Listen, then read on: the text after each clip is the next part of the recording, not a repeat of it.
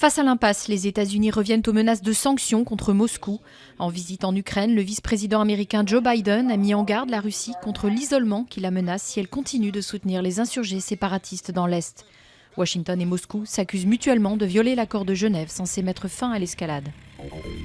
Comment freiner le mouvement de départ de djihadistes français vers la Syrie?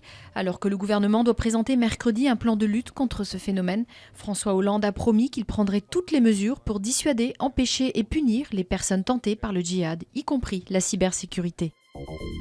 À la veille de la présentation du plan d'économie de 50 milliards d'euros en Conseil des ministres, Manuel Valls a reçu une délégation de députés socialistes, dont Bruno Le Roux. Ce dernier demande une marge de discussion pour les plus fragiles. Ce week-end, plusieurs députés PS ont proposé des scénarios alternatifs au plan d'économie afin d'épargner les plus modestes et de rassembler une majorité réticente. Le Bangladesh vivait il y a un an la pire catastrophe industrielle de son histoire, l'effondrement d'un immeuble d'atelier textile de 9 étages. Plus de 1130 ouvriers y ont perdu la vie et 2000 ont été blessés.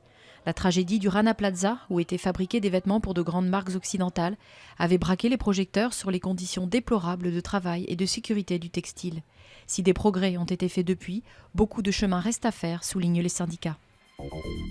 L'épilogue d'une saison noire pour Manchester United, 10 mois à peine après avoir succédé à Alex Ferguson à la tête des Diables Rouges, David Moyes a été officiellement débarqué.